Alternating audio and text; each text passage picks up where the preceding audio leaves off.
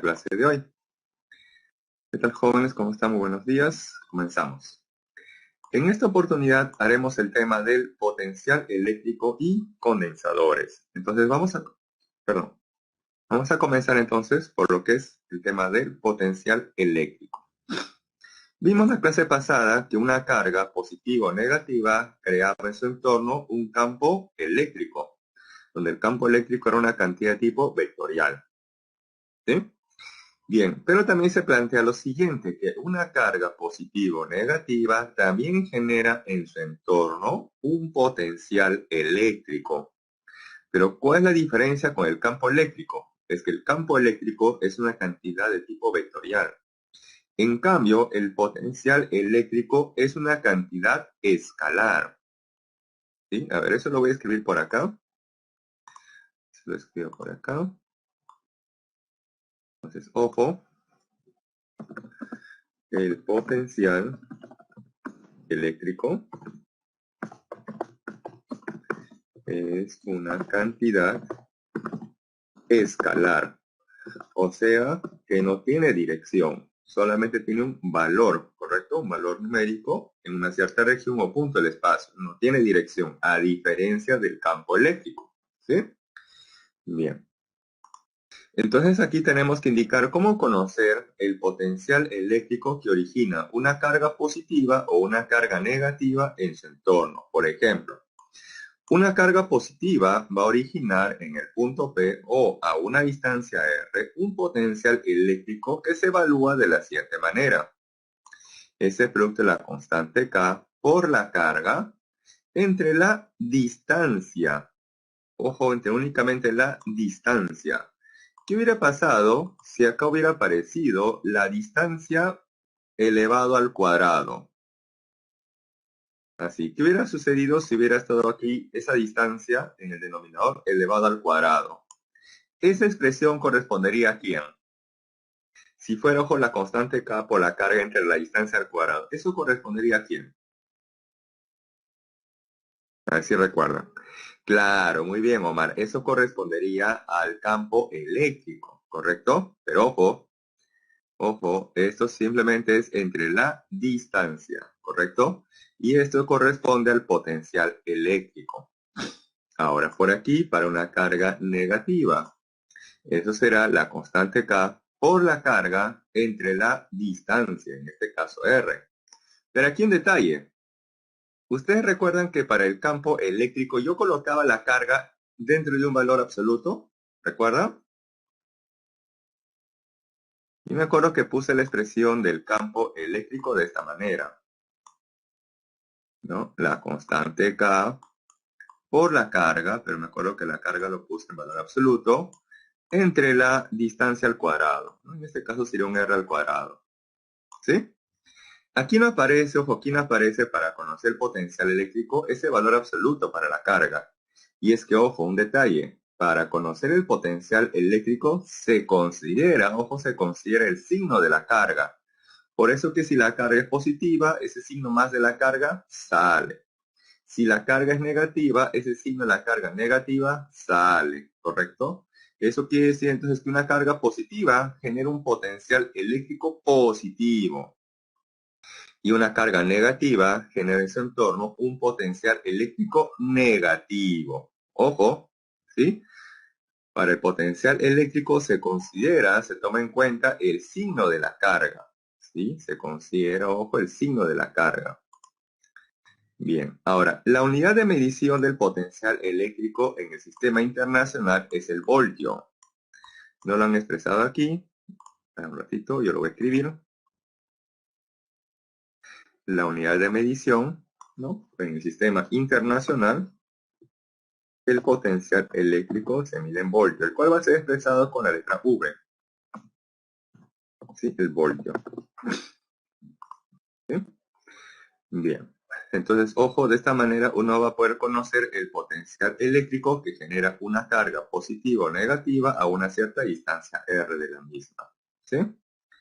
Bien, ahora continuamos con lo que corresponde a la energía potencial eléctrica. A los diferentes tipos de energías que ya conocemos, tenemos que agregar en esta oportunidad otro tipo de energía, ¿sí? Que es la llamada energía potencial eléctrica.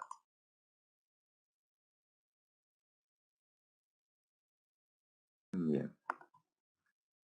En este caso se tiene dos partículas cargadas, que pueden ser positivas, pueden ser negativas, ¿correcto? Pueden ser positivas o negativas, y están separadas a una cierta distancia, ¿correcto? Y queremos conocer la energía potencial eléctrica que tienen estas dos cargas. Entonces, eso se evalúa con el producto, la constante K, por las cargas que están interactuando. En este caso, la carga 1 con la carga 2 y entre la distancia de separación entre ellas. ¿Qué hubiera pasado si en la distancia hubiera estado elevado al cuadrado? Esa expresión correspondería a ¿qué? Así es, muy bien, Nicolás. Así es, ojo, si esta distancia hubiera estado elevado aquí al cuadrado, entonces esa expresión me estaría representando la fuerza, ¿correcto? La fuerza eléctrica o electrostática entre ellas. Pero únicamente entre la distancia corresponde a la energía potencial eléctrica. Pero además, ustedes noten aquí, estas cargas 1 y 2 en esta expresión, ¿están o no están dentro de un valor absoluto? ¿Están o no están dentro de un valor absoluto? Fíjense bien. No, muy bien. Por lo tanto, aquí se va a considerar el signo de la carga. O sea que aquí el valor de la carga va con todo y su signo. ¿Sí? Entonces, si la carga 1 fuera positiva, va con su signo positivo. Si la carga 2 fuera negativo, con su signo negativo, según corresponda. ¿Correcto? Según corresponda. Bien, para recordar de todas maneras, las cargas 1 y 2 son los valores algebraicos de las cargas eléctricas expresadas en Coulomb. R me representa la distancia de separación de las cargas y expresada en metro. Y donde la constante eléctrica, esta constante K, recordar que es numéricamente igual a 9 por 10 a la 9 y en unidades de Newton metro cuadrado sobre Coulomb cuadrado. Y esto finalmente me representa la energía potencial eléctrica que se expresa en Joule. ¿Sí? Bien. Este sería entonces un nuevo tipo de energía, ¿no? Alistado al conjunto de energías que ya conocemos, ¿no? Con la energía cinética, la energía potencial gravitatoria, la energía potencial elástica, entre otras. Ahora tenemos que agregar la energía potencial eléctrica, ¿correcto? Bien, continuamos. Ahora aquí una observación. Dice, el potencial eléctrico en un punto debido a dos o más cargas puntuales es igual a la suma algebraica de los potenciales eléctricos de cada una de ellas. Por ejemplo, vamos a asumir que tenemos aquí una carga color negro, una carga color rojo, ¿sí? Por ejemplo, y una carga color azul. ¿Sí? Y se desea conocer el potencial eléctrico en esta aspa color naranja, ¿no? En ese punto. Entonces, para conocer el potencial eléctrico resultante o debido a estas tres cargas puntuales, se debe conocer la distancia que hay de cada carga hacia esa aspa. Entonces uno tendría que conocer cuánto es esta distancia que de la carga de color negro hacia esa aspa. También la distancia que hay de esa carga de color rojo hacia esa aspa, hacia ese punto. Y también la distancia que hay de esa carga de color azul hacia esa aspa. Conociendo entonces las cargas, negra, rojo y azul, y las distancias, ya se puede conocer el potencial en ese punto. En ese caso, el potencial eléctrico en dicho punto sería el siguiente. El potencial en ese punto sería el potencial que origina la carga de color negro en dicho punto, más el potencial que origina la carga de color rojo en dicho punto, y más el potencial que origina la carga de color azul en dicho punto. ¿Correcto? Donde para cada una de ellas se le produce la constante K por la carga entre la distancia, según corresponde. ¿Sí? Eso es lo que nos dice básicamente esta observación. Si tuviera una consulta hasta ahí quizás, la duda. Algo quizás dije muy rápido.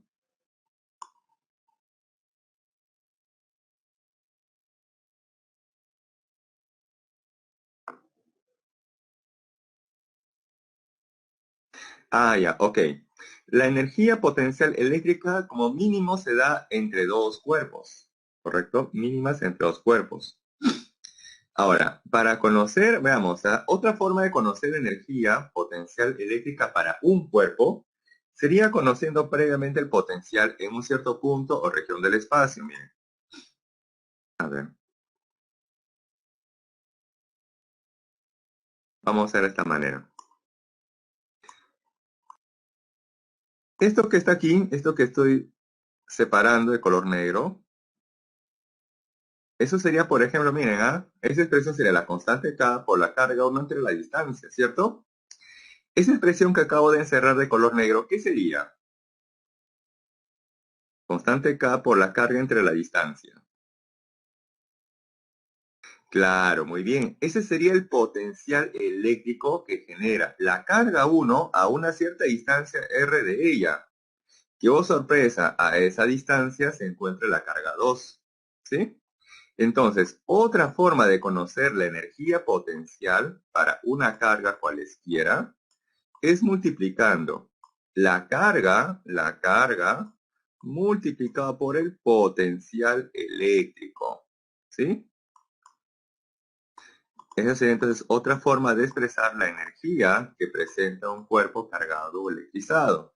Pero para eso previamente se debe conocer, ojo, se debe conocer el potencial eléctrico en la ubicación de la carga. Nuevamente, la energía potencial también se podría expresar con el producto de la carga, multiplicado por el potencial. Este es el potencial eléctrico que está actuando o que está experimentando esa carga. ¿Sí? Eso también sería válido para conocer la energía potencial. ¿Sí? Bien. Entonces, es correcto. También les podrían preguntar por la energía potencial eléctrica para una carga. Pero para eso, esa carga debería estar influenciado por el potencial eléctrico. O sobre esa carga debería estar actuando un potencial eléctrico. ¿Sí? Bien. Continuamos. Bien, esta parte es de la observación. ¿Sí? Y luego pasamos a lo que es la diferencia del potencial eléctrico. Veamos. La clase pasada vimos el tema del campo eléctrico y en esta oportunidad el potencial eléctrico. Hay que tener presente que tanto el campo eléctrico como el potencial eléctrico es generado por alguna carga, ya sea positiva o negativa. Entonces, va a existir una relación entre el potencial y el campo eléctrico generado por esa carga. Y eso justamente se podría obtener a partir de lo que se conoce como la diferencia de potencial eléctrico o voltaje. Para eso voy a tener lo siguiente, miren. Acá tenemos las líneas del campo eléctrico. Estas líneas de color verde me va a representar las líneas del campo eléctrico. En este caso se están orientando hacia la derecha. ¿Sí? Bien. Ahora, a este campo eléctrico se le va a asociar un potencial eléctrico. Pero ese potencial eléctrico que se le asocia al campo eléctrico se hace mediante las líneas o también llamadas superficies equipotenciales. Vamos a ver. X, X me representa igual, o sea, líneas de igual potencial. En este caso, de igual potencial eléctrico. ¿Sí? Donde además, por definición, toda línea o superficie equipotencial siempre cruza de manera perpendicular al campo eléctrico. Entonces, ojo, toda línea o toda superficie equipotencial siempre cruza de manera perpendicular al campo eléctrico. Siempre, siempre, siempre, ojo, porque en el examen les podrían decir lo siguiente. La línea o superficie equipotencial puede cruzar al campo eléctrico con un ángulo diferente de 90 grados, ¿verdadero o falso? Falso, así es. Siempre, ojo, las líneas equipotenciales con el campo eléctrico siempre se cruzan formando 90 grados. Es una característica, correcto, que tienen tanto la línea equipotencial con respecto al campo eléctrico, ¿sí? Bien, entonces aquí les voy a mostrar dos líneas o superficies equipotenciales. Por ejemplo, acá tenemos este color rojo. Esta es una línea o una colección de puntos, ¿no? Entonces, eso quiere decir que en cada uno de esos puntos de color rojo, el potencial eléctrico tendrá el mismo valor numérico. Por ejemplo, voy a colocar unas aspitas, ¿sí? Por ejemplo, aquí en esta aspita de color rojo, allí, el potencial eléctrico va a tener un cierto valor. Vamos a suponer que fuera de 10 voltios. Entonces aquí en esta aspita, en esta otra aspita de color rojo, también será 10 voltios. Por aquí también 10 voltios, 10 voltios y 10 voltios. ¿Sí? Ya que esto corresponde a una línea equipotencial. Entonces, en cualquiera de estos puntos, en cualquiera de estos puntos de esa línea, el potencial eléctrico tendrá el mismo valor numérico. ¿Sí? En cualquiera de ellos. Ahora por aquí les muestro otra línea o superficie equipotencial, que es de color azul o celeste. Bien, aquí tendremos otro valor diferente del potencial eléctrico respecto al de rojo. Si en rojo le dije 10 voltios, por ejemplo, en la de azul tendría que ser otro valor totalmente diferente. Por ejemplo, que sea 20 voltios. Entonces, en esta aspita de color azul, ahí sería 20 voltios. Aquí en esta otra aspita azul también 20 voltios, 20 voltios, 20 voltios y así, 20 voltios.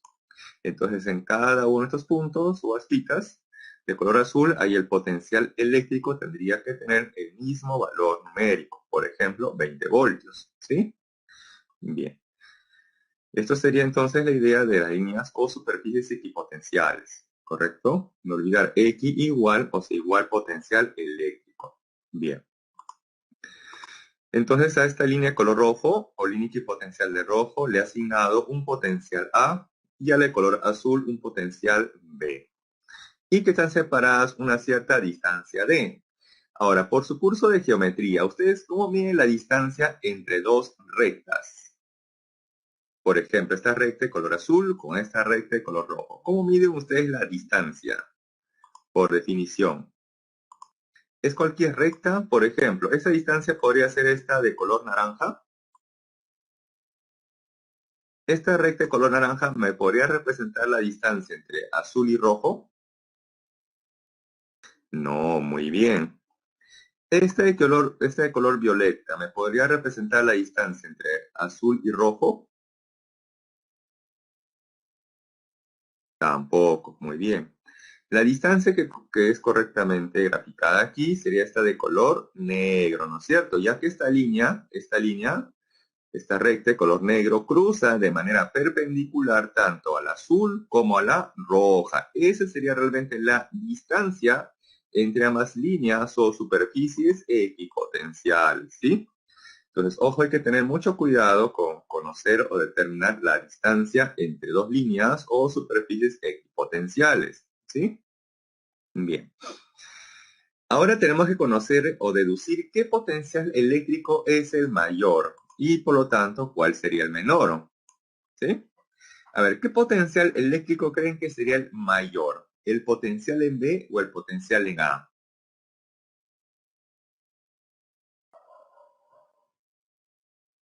Porque bueno, aquí no hay ningún valor numérico, ¿no es cierto? Entonces uno podría deducir correctamente dónde el potencial eléctrico sería el mayor si no me dicen o no me dan ningún valor numérico. Claro, si yo observo eso tal como está, no podría saber quizás, ¿no? Dónde el potencial eléctrico es mayor y dónde será el menor. Entonces yo le doy una pista, una idea. Miren, ¿ah? El potencial eléctrico, ojo, el potencial eléctrico siempre decae, siempre decrece o disminuye en la dirección del campo eléctrico. ¿Sí? Ojo, el potencial eléctrico siempre decae, disminuye, decrece en valor en la dirección del campo eléctrico. En este caso, ¿el campo eléctrico está orientado hacia dónde? ¿A la derecha o hacia la izquierda? Hacia la derecha. Entonces, en esa dirección está disminuyendo el valor numérico del potencial eléctrico. Por lo tanto, ¿dónde creen que el potencial eléctrico sería mayor? ¿En B? ¿En B o en A? En B, así es. Por lo tanto, el potencial eléctrico B es mayor que el de A, ¿sí? Hemos determinado eso. ¿Y por qué es importante conocer qué potencial es mayor y cuál es el menor? Es que, ojo, miren, ¿qué dice aquí en el título? Diferencia del potencial eléctrico. ¿Y qué es una diferencia? ¿Una suma o una resta? Una resta, ¿no es cierto? Entonces aquí lo que me está dando de la idea es que yo voy a hacer una resta de dos potenciales eléctricos. Y para hacer esa resta de manera correcta, tengo que identificar qué potencial es mayor y cuál es el menor. Entonces, hemos deducido por lo pronto que el potencial eléctrico en B es mayor que el de A. Y como ya sé qué potencial es mayor y cuál es el menor, entonces hacemos ahora sí la diferencia de potencial, que se plantea de esta manera. Potencial eléctrico mayor menos el menor, o sea, el potencial B menos el potencial A. Esa diferencia va a ser igual a ¿quién? Al producto de la magnitud del campo eléctrico multiplicado por la distancia de separación entre ambas líneas o superficies equipotenciales, o entre los potenciales B y el potencial en A. ¿Correcto? Y esta es justamente la relación, ¿no? La relación, ¿no? O la expresión que relaciona tanto al potencial eléctrico con el campo eléctrico que está generando una carga que puede ser positiva o quizás negativa. ¿Sí? Entonces ahí tenemos por lo pronto la diferencia del potencial eléctrico. ¿Sí? Que relaciona el potencial, ¿sí? El potencial con el campo eléctrico que está siendo generada por alguna partícula cargada, que puede ser positiva o negativa. Y a modo de recordar, ¿qué pasaría si la carga que origina este potencial o este campo eléctrico se ubica en esta región del espacio? O sea, que fuera esta carga de color negro. ¿Esa carga cómo debe ser? ¿Positiva o negativa? Esa carga de color negro, claro, sería positiva, así es muy bien. Y si la carga que está originando este potencial o este campo eléctrico se ubicara en esta región del espacio color lila, ¿esa carga cómo debe ser? ¿Positiva o negativa? Negativa, sí, es perfecto. ¿Sí? Muy bien. Los felicito, se nota que están estudiando, repasando. Bien, continuamos. Obvio, así es, ¿no es cierto? Muy bien. Ahora vamos a hablar acerca del trabajo de la fuerza externa, o también conocido como el agente externo, y de la fuerza eléctrica. Para eso se va a utilizar el mismo esquema anterior, ¿no? Se va a utilizar este esquema, miren. Ahí está. Tenemos entonces las líneas equipotenciales, el potencial A, el potencial B y el campo eléctrico. Ahora se va a colocar a modo de ejemplo, ¿sí? Para esta explicación, una carga positiva dentro de esta región en la cual existe un campo eléctrico. Y en particular, además, en el potencial VA o el potencial en A. Y en de la semana pasada, cuando una carga positiva se encuentra dentro de una región con campo eléctrico, esa carga experimenta o no experimenta una fuerza eléctrica de la semana pasada. Sí, ¿no es cierto? Y esa fuerza para la carga positiva se encuentra en la misma dirección o dirección opuesta al campo eléctrico. Misma dirección, así es. Por lo tanto, sobre esta carga positiva está actuando la fuerza eléctrica que está orientada hacia la derecha. Y si esa fuera la única fuerza que actúa sobre esa carga positiva, entonces esa carga positiva, ¿hacia dónde creen que se va a desplazar? Si únicamente actuara la fuerza eléctrica. Hacia la derecha. Muy bien. Ahora, yo quiero que la carga se desplace hacia la izquierda. Por sí sola la carga positiva se podría desplazar hacia la izquierda. No, así es. Por ejemplo, miren, yo tengo esta pelota. Esta pelota tiene masa. Si tiene masa, tiene un peso. Y su peso lo grafico verticalmente hacia abajo. Es por eso que si yo lo suelto, la pelota se desplaza en la dirección de la fuerza que está actuando sobre ella. Y una vez estando en el suelo, ¿no? Estando en el suelo, sería imposible, ¿no? Sería imposible o erróneo esperar que este cuerpo por sí solo se desplace hacia arriba, ¿cierto? Pero si yo quisiera que este cuerpo se encuentre arriba o se desplace hacia arriba, sé que por sí solo no lo va a hacer. Entonces alguien tendría que venir a agarrar ese cuerpo y desplazarlo hacia arriba. Ese alguien se le conoce como un agente externo o una fuerza externa. Análogamente aquí, Esta carga, debido a la interacción de la fuerza eléctrica, se va a desplazar sí o sí hacia la derecha. Pero yo quiero que la carga se desplace hacia la izquierda. Entonces la carga por sí sola no lo va a hacer. Para eso se requiere entonces la acción de una fuerza externa o un agente externo, que justamente desplace la carga desde el potencial A y en particular llevarlo hasta el potencial B. O también ser lo mismo haberlo desplazado una cierta distancia. ¿Sí? Bien.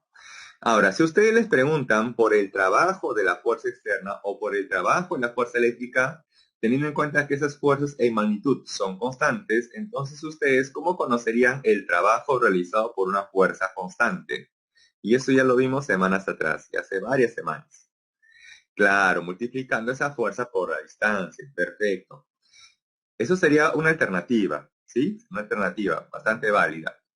Pero para el tema del potencial eléctrico tenemos otra forma adicional. A lo que ustedes ya conocen, tenemos una forma adicional de cómo conocer esa fuerza, el trabajo de una fuerza externa o el trabajo de una fuerza eléctrica. Y para eso planteamos lo siguiente, miren. El trabajo de la fuerza externa para desplazar una carga del potencial A hacia el potencial B es igual al producto de la carga, ojo, la carga que es desplazada, multiplicado por la diferencia potencial, que es el potencial del punto de llegada, que es en B, menos el potencial del punto de partida, que es en A. Es por eso que en todos los problemas siempre les van a decir de dónde a dónde es desplazada la carga, para tener en cuenta el punto de partida y el punto de llegada. Porque ojo aquí, en esta diferencia es el potencial del punto de llegada menos el potencial del punto de partida. ¿Sí? Esto sería para el trabajo de la fuerza externa o agente externo. Y por aquí tenemos el trabajo de la fuerza eléctrica, o también le dicen el trabajo del campo eléctrico. Y ese es igual a menos la carga que es desplazada, multiplicada por una diferencia potencial, que es el potencial del punto de llegada, menos el potencial del punto de partida. Ahora, noten aquí, esta carga Q ¿está o no está dentro de un valor absoluto? No, muy bien.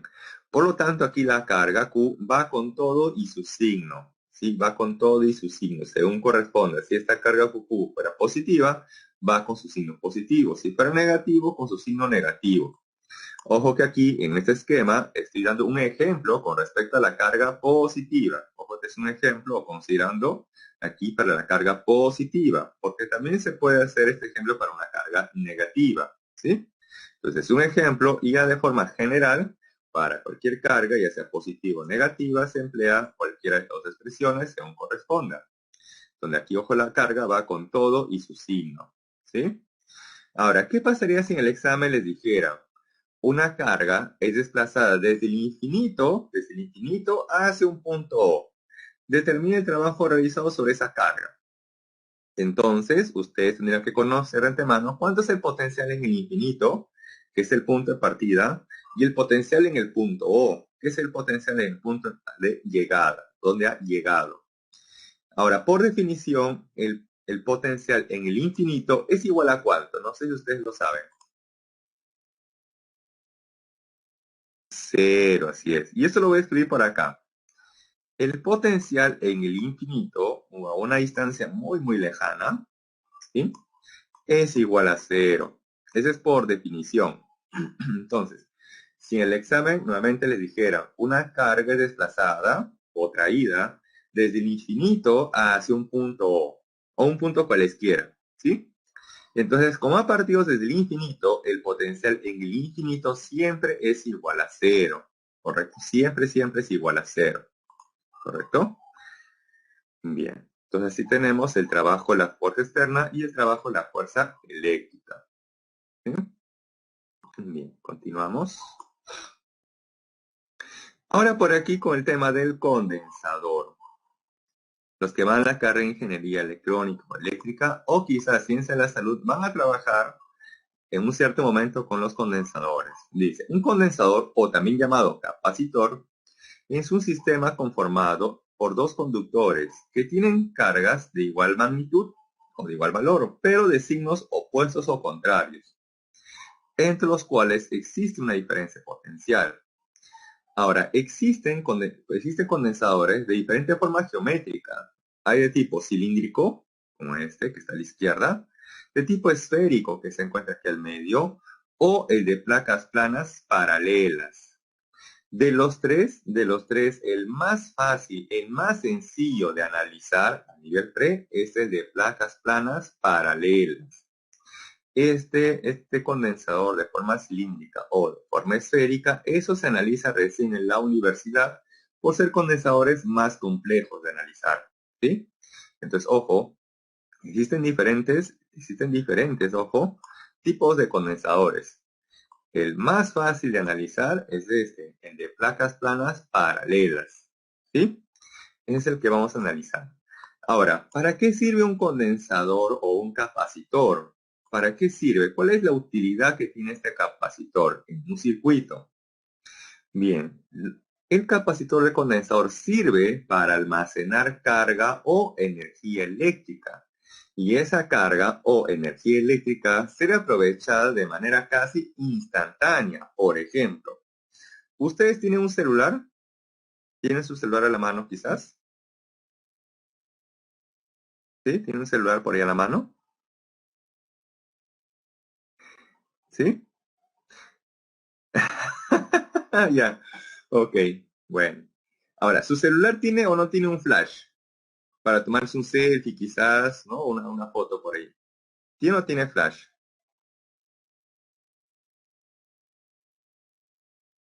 ¿Sí? ¿Tiene un flash ahí?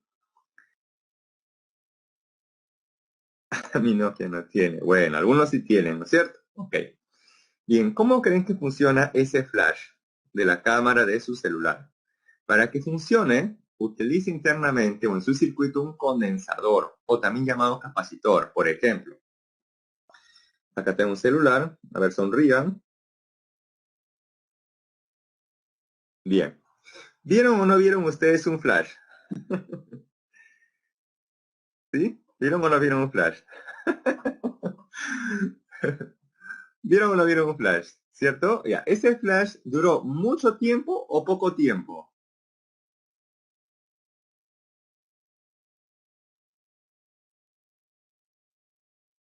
¿Ese flash duró mucho tiempo o poco tiempo? Claro, poco tiempo, ¿no es cierto? Y es que justamente, ojo, el condensador o capacitor lo que hacen es almacenar carga o energía eléctrica, en este caso, para luego ser liberada de manera casi instantánea.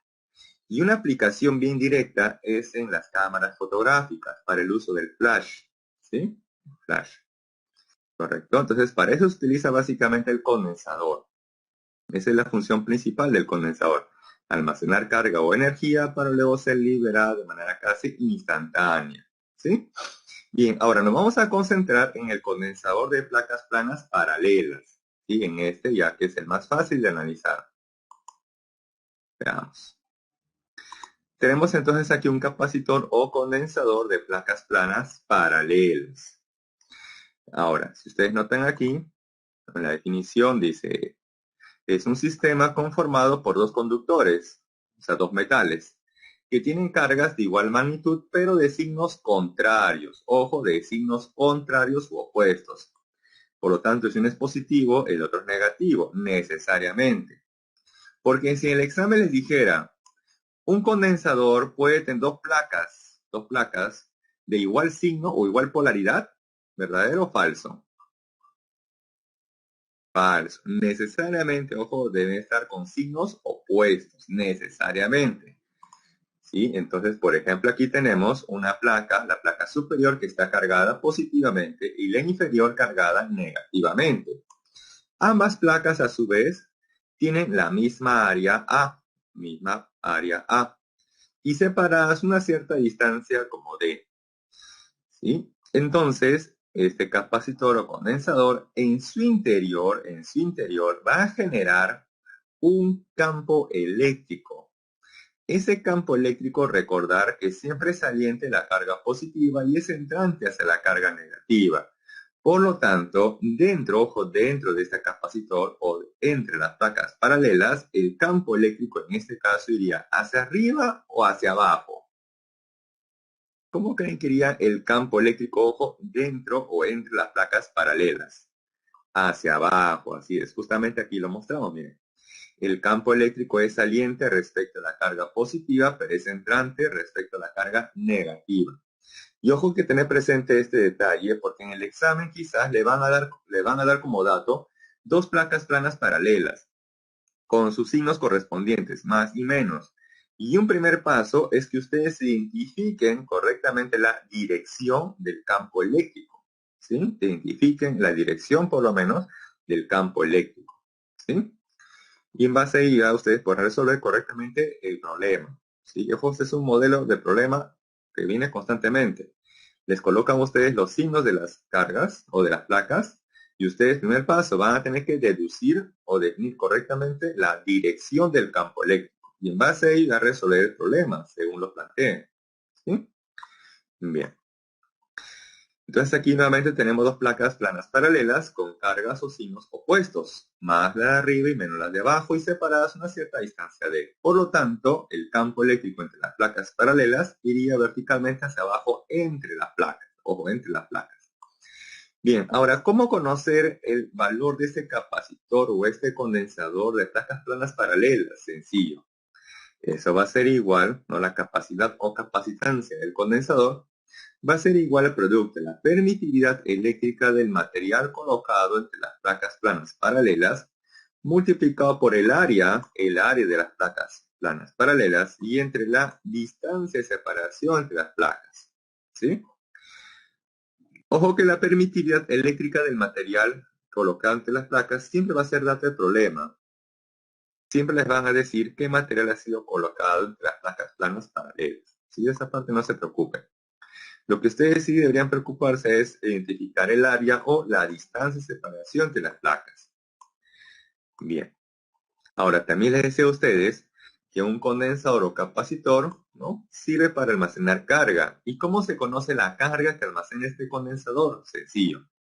La carga que almacena ese condensador es igual al producto de la capacidad o capacitancia del condensador por la diferencia de potencial o voltaje a la cual se encuentra el condensador. ¿Sí? Y donde, ojo, la capacitancia o capacidad del condensador se encuentra en faradios. ¿Sí? Este es sub 0, como le decía, la permitividad eléctrica del material, que es colocado muchas veces entre las placas planas paralelas. A me representa el área, obviamente expresada en metros cuadrados, y de la distancia expresada en metros. ¿Sí? Ahora, muchas veces en el examen les hacen este tipo de preguntas. La capacitancia o capacidad del condensador depende de la carga almacenada en el condensador. ¿Verdadero o falso? Este valor de la capacitancia o capacidad del condensador le dicen que depende de la carga.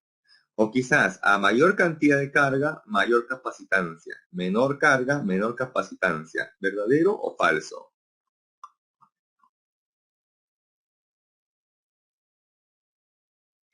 Claro, eso sería falso o fake, ¿no es cierto? Porque la capacitancia o capacidad del condensador de placas planas paralelas depende de ¿qué? Depende de su geometría, depende del área o de la distancia de separación entre ellas, ¿sí? No depende de la carga que almacena, ni tampoco de la diferencia de potencial a la cual se encuentra. Depende únicamente de su geometría, en cuánto es su área y de qué tanto es la distancia de separación entre ellas. ¿Sí? Bien. Ahora, en un circuito, a este capacitor se le va a representar de la siguiente manera. Y eso lo vemos aquí en las observaciones. Primera observación es que ese valor de E sub 0 es la permitividad eléctrica del material en el vacío, o también se le dice en el aire, que tiene este valor numérico, o que, ojo, no es necesario que ustedes lo memoricen o se lo aprendan, no va a ser necesario, ¿sí? Luego, les decía que el condensador en un circuito va a ser representado gráficamente de la siguiente manera, con dos palitos o dos barritas de igual tamaño, ¿no? Dos barritas o dos palitos paralelos de igual tamaño. Eso me representa un condensador en un circuito. Y una batería o una pila es representado de la siguiente manera. Dos palitos paralelos, pero uno más largo que el otro. El más largo por convención siempre es la parte positiva de la batería o de la pila o de la fuente de voltaje. Y la patita más corta siempre corresponde a la parte negativa. Ese es por convención. Sí, ese es por convención.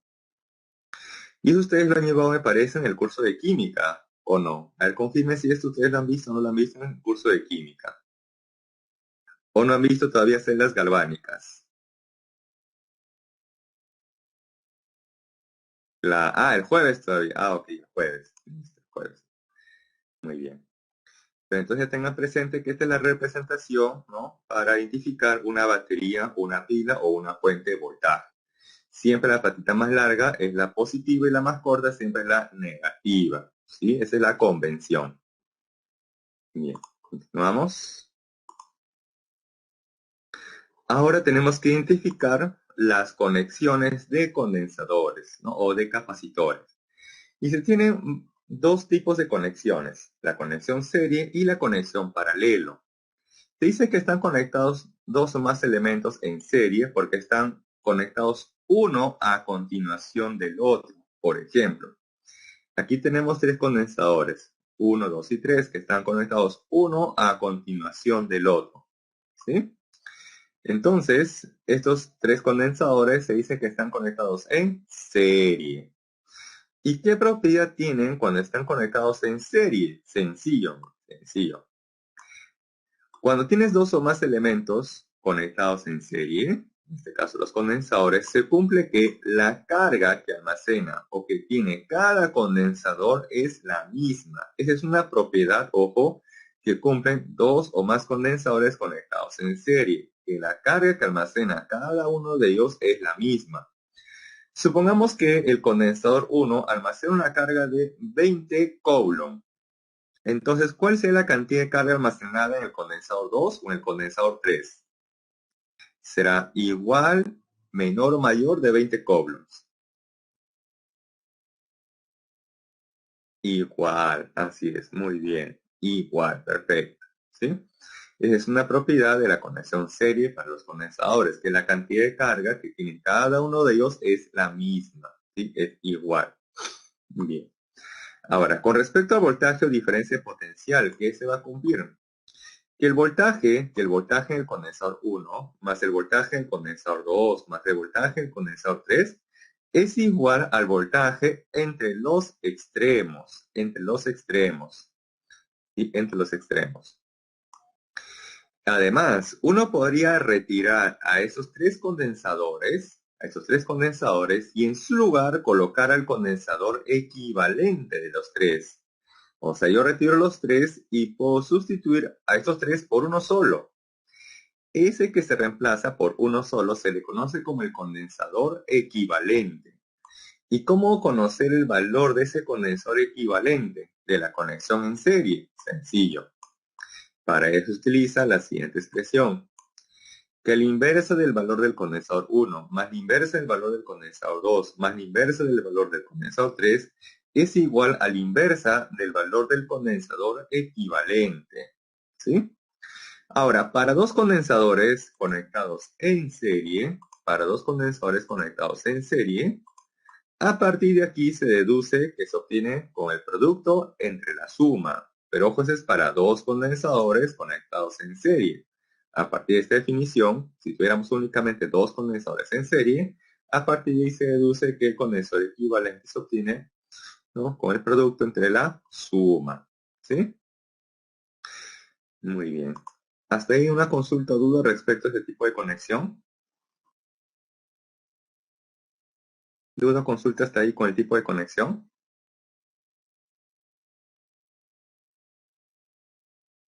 ¿Ninguna? Porque yo sí tengo una gran duda.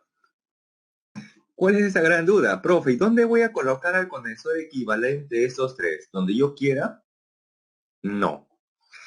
El condensador equivalente de estos tres no se puede colocar donde uno desee. Tiene una ubicación específica. ¿Y cómo identificar correctamente esa ubicación, esa posición en la cual colocar ese condensador equivalente? Bien, para eso entonces se hace previamente una distribución de puntos. Por ejemplo, voy a asignar a este extremo a este extremo, ¿no? A este extremo izquierdo, aquí. Lo voy a dibujar con otro color, que se aprecie mejor, con color rojo. Ahí está. En este extremo izquierdo, ahí le voy a asignar un punto. Por ejemplo, que sea M. M, ¿correcto? Bien. Hay que tener presente que un punto no puede saltar por encima de cualquier elemento. Llámese un condensador, una fuente, pila o batería. Entonces al otro extremo voy a colocar otro punto u otra letra. Por ejemplo, que sea N. N tampoco podría saltar al otro extremo. Entonces aquí otro punto u otra letra. Por ejemplo, que sea O. Y este punto tampoco podría saltar al otro extremo. Entonces aquí le voy a colocar otro punto u otra letra, que sea P. ¿Sí? Entonces, voy a retirar a estos tres elementos, estos tres condensadores conectados en serie. Y en su lugar voy a conectar al condensador equivalente de los tres. ¿Y dónde creen que va a ser conectado el condensador equivalente de los tres? Entre los puntos M y N, entre NO, entre OP o entre los extremos N y P. ¿O entre qué otros puntos sería colocado el equivalente de esos tres condensadores? Sencillo. El condensador equivalente de esos tres condensadores conectados en serie, sí o sí, debe estar conectado entre los extremos M y P. Ahí debe estar conectado sí o sí el condensador equivalente. Si ustedes lo colocan en otra parte del circuito que no sea entre esos dos puntos, entonces automáticamente el problema habrá sido mal resuelto. ¿Sí? Y no porque ustedes hayan simplificado mal estos tres condensadores, simplemente porque han colocado posiblemente en otra posición que no corresponde. Por eso que se sugiere hacer siempre esta distribución de puntos y que además lo vamos a ver la siguiente semana en el tema de circuitos con resistencias eléctricas. Bien. ¿Sí? Entonces de esa manera uno va a poder conocer la ubicación correcta del condensador equivalente. ¿Sí? Además, ¿qué voltaje soporta el condensador equivalente? El voltaje que soporta el condensador equivalente es la suma de los voltajes que tiene cada uno de ellos. Por ejemplo, si el voltaje del condensador 1 fuera 10 voltios, en el de 2 fuera 20 voltios y en el de 3 fuera 30 voltios, entonces, ¿qué voltaje tiene el condensador equivalente? Si en el condensador 1 hay 10, en el 2 hay 20 y en el 3 hay 30 voltios, ¿no? 10, 20, 30 voltios, entonces, ¿qué voltaje habría en el condensador equivalente? Así es, 60 voltios. Y además, miren a esta propiedad. Por eso que no está en su boletín posiblemente, ¿no? Les decía aquí que las cargas que tiene cada condensador conectado en serie son iguales, pero también es igual en dónde. ¿Quién más tiene esa misma cantidad de carga? ¿Quién más? Así es, el condensador equivalente. O sea que la carga es la misma en condensador 1, 2 o 3, pero además también en el condensador equivalente. ¿Sí? Entonces, si ustedes le preguntan por la carga en el condensador equivalente, esa carga que tiene él es la misma carga que tiene el condensador 1, 2 o 3, ¿correcto? Bien.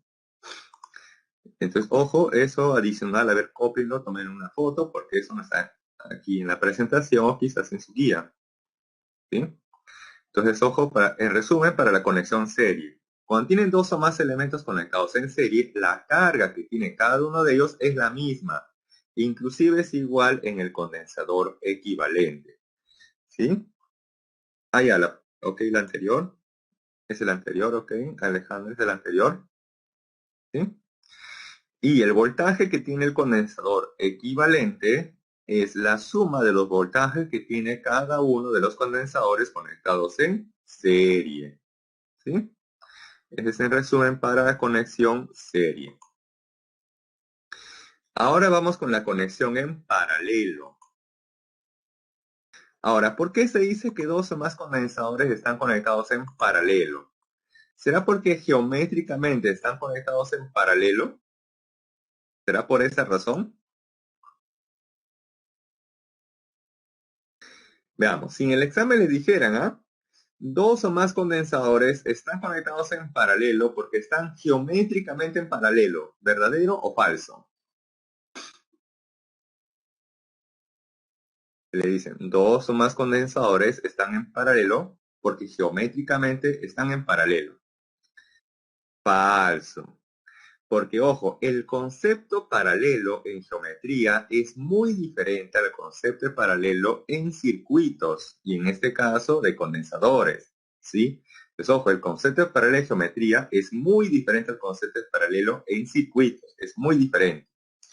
Entonces, profe, ¿por qué dicen paralelos si aquí observo que están geométricamente en paralelo? Y eso es como para confundirlos, para inducirlos al error. Entonces, ¿cómo identifico si realmente están o no en paralelo? Sencillo, como ya dijeron por ahí, creo, Omar, por los puntos. Así es. Miren, voy a colocar a este extremo un punto que sea, por ejemplo, M. Hay que tener presente que un punto no puede saltar por encima de cualquier elemento. No puede, está prohibido. ¿Sí?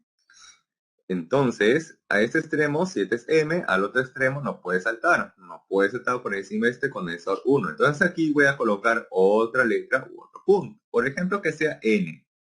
Listo. Ahora, lo que sí puede hacer un punto es desplazarse libremente a través de un alambre. Eso es lo que sí puede hacer un punto cualesquiera.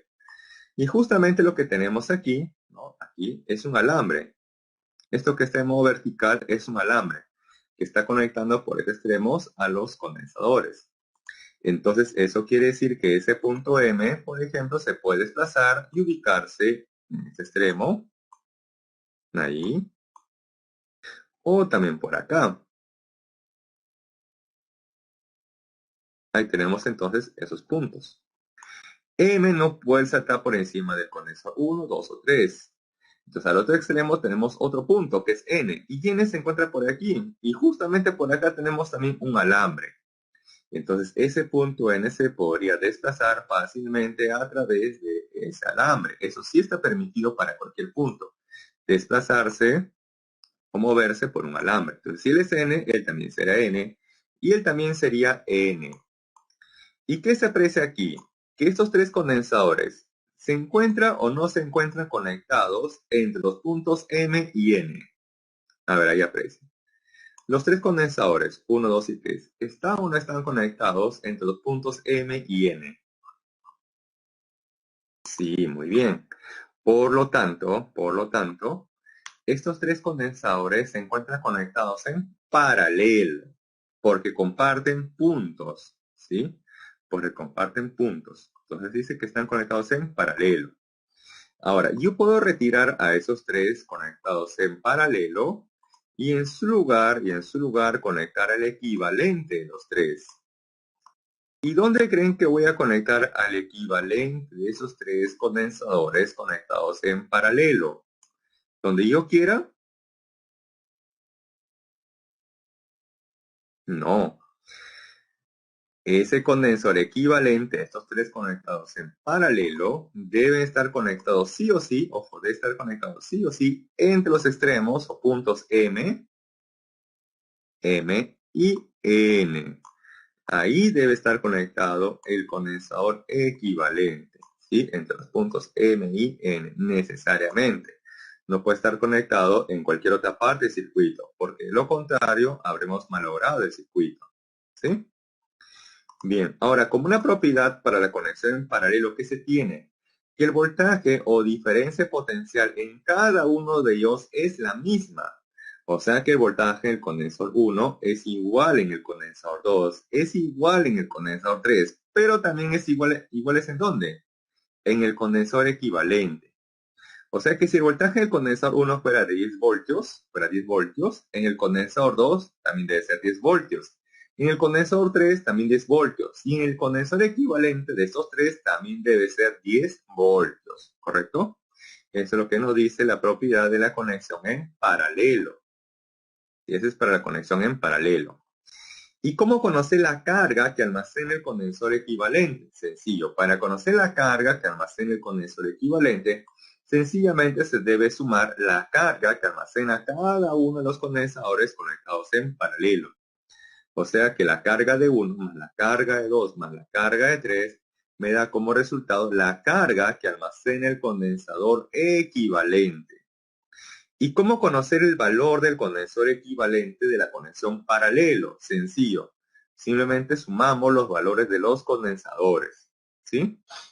Entonces, ojo, tengan presentes esas diferencias de las propiedades de la conexión serie con la conexión en paralelo. Miren, si yo retrocedo un momento, retrocedo. Ahí está. Estas son las propiedades de la conexión serie, ¿no? Las cargas son iguales, los voltajes no son iguales, y acá tenemos el modo de conocer el condensador equivalente. Y para la conexión en paralelo, observamos que más bien aquí los voltajes son iguales. Los voltajes son iguales, ¿correcto? Y tenemos otra manera totalmente distinta de conocer el valor del condensador equivalente. ¿Sí? O sea, hay que tener presente el tipo de conexión con el cual se está trabajando, ya que las propiedades no son las mismas para la conexión serie de la conexión paralelo. ¿Sí? Bien, ahora también les decía a ustedes que los condensadores almacenan carga o energía para luego ser liberada de manera casi instantánea. ¿Y cómo conocer en este caso la energía que almacena un condensador? De la siguiente manera. La energía almacenada de un condensador va a ser denotada o expresada con la letra U. Y tenemos aquí tres formas equivalentes de conocer la energía. La primera es un medio de la carga por la diferencia potencial. La segunda es un medio del valor del condensador por la diferencia potencial en el condensador pero elevado al cuadrado. Y la tercera es un medio de la carga almacenada en el condensador elevado al cuadrado entre el valor del condensador. ¿Correcto? Entonces sí tenemos las tres formas equivalentes para conocer la energía almacenada en un condensador. Y cualquiera de estas tres energías se expresa en Joule, en el sistema internacional. ¿Sí? Bien, entonces hasta ahí tenemos la teoría en modo de resumen. ¿Sí? Y ya podemos pasar a los problemas. Si tuvieran consultas o dudas, lo pueden hacer en cualquier momento. ¿Sí? No duden en hacer sus preguntas en cualquier momento de la clase. ¿Sí? Y entonces ahora pasamos rápidamente a los ejercicios. Veamos. Problema número 1. Dice, la figura muestra tres partículas cargadas, cercanas, cuyas cargas son.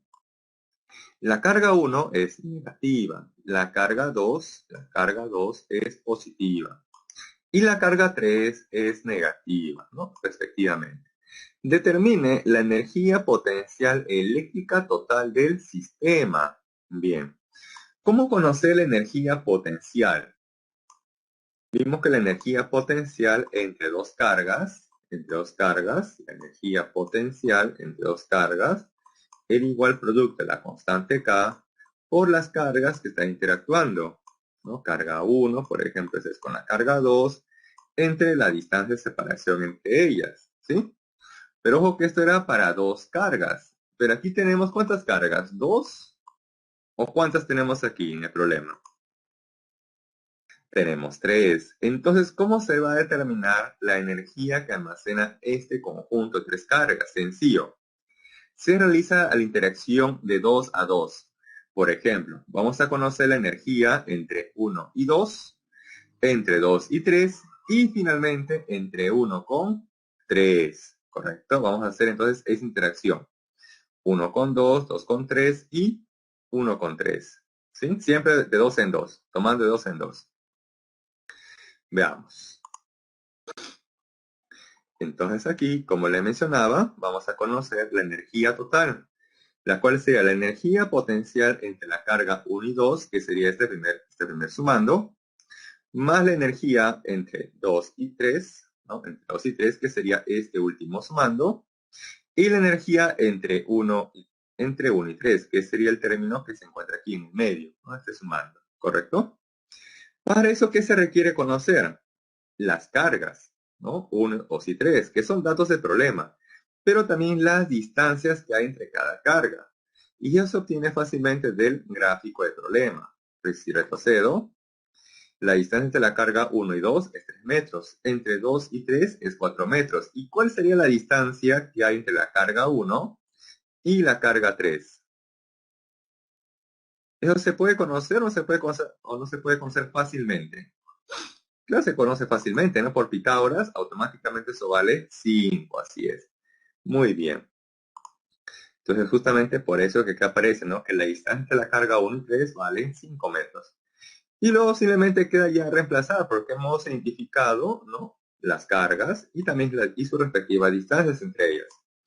Entonces reemplazamos. Tenemos para la primera la constante K por la carga 1 por carga 2, entre la distancia, ¿no? Que es 3 metros, entre 1 y 2.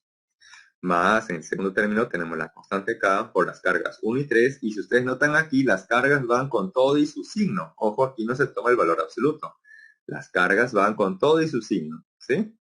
Y es entre la distancia de separación entre las cargas 1 y 3, que vale 5 metros. Más el producto de la constante K por el producto de las cargas 2 y 3. 2 y 3. Y entre la distancia de separación entre ellas, que vale 4 metros, ¿sí? Y aquí entonces sería factible factorizar la constante K y este micro, ¿no? Acá tenemos micro por micro, sería micro al cuadrado, ¿no? Entonces ese micro al cuadrado sale, ¿no? He factorizado la constante K y este factor micro al cuadrado. Y luego por acá tendríamos menos 2 entre 3. Por acá sería 16 entre 5 y por acá sería menos 8 entre 4, ¿sí? Y luego ahí vamos a reemplazar los valores numéricos. La constante K, 9 por 10 a la 9. Micro es 10 a la menos 6, pero como está elevado al cuadrado, eso sería 10 a la menos 12.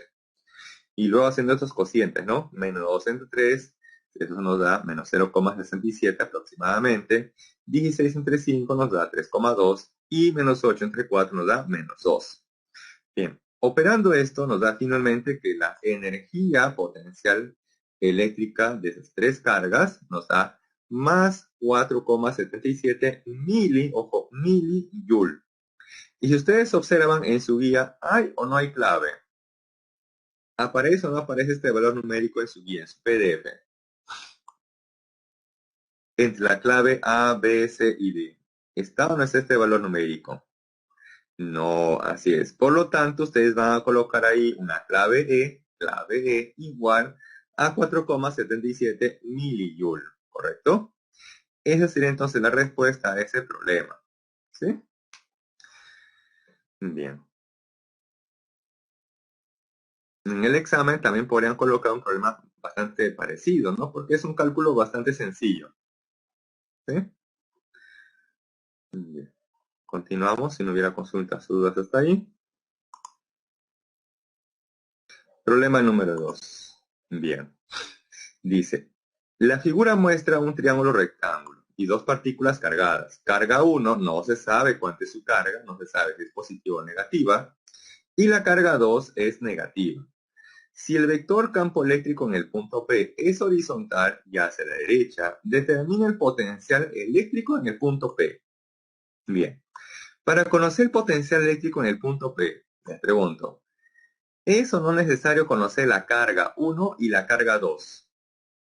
Si yo deseo conocer el potencial en el punto P, ¿es o no es necesario conocer las cargas 1 y 2?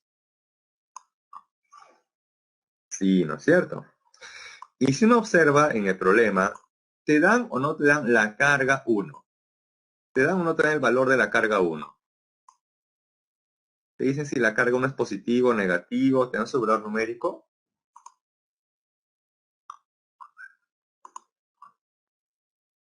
No. Por lo tanto, primer paso, hay que determinar cuánto es la carga, ¿no? ¿Cuánto es la carga? Si es positiva o negativa con su respectivo valor numérico. Ahora, ¿cómo saber si la carga 1 por lo menos es positiva o es negativa? ¿Cómo se podría saber eso? Veamos. Nos dice que la carga 2 es negativa y nos dan por aquí el dato del campo eléctrico, que en el punto P está orientado hacia la derecha, no es horizontal y hacia la derecha. Veamos. De la clase pasada, una carga negativa origina un campo eléctrico entrante o dirigida hacia la carga. Entonces, como la carga 2 es negativa, en el punto P pasará un campo eléctrico debido a la carga 2 hacia arriba o hacia abajo.